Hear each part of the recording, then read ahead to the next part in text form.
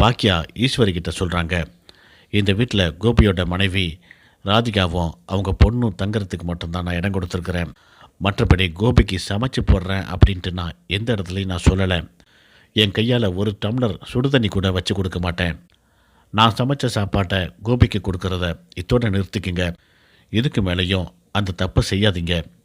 அது மட்டும் இல்லை, ராதிகா உங்கள் பையன் கோபி விரும்பி கல்யாணம் பண்ணிட்டு வந்த பொண்ணு. அந்த பொண்ணுக்கு கொடுக்க வேண்டிய மரியாதை கொடுங்க.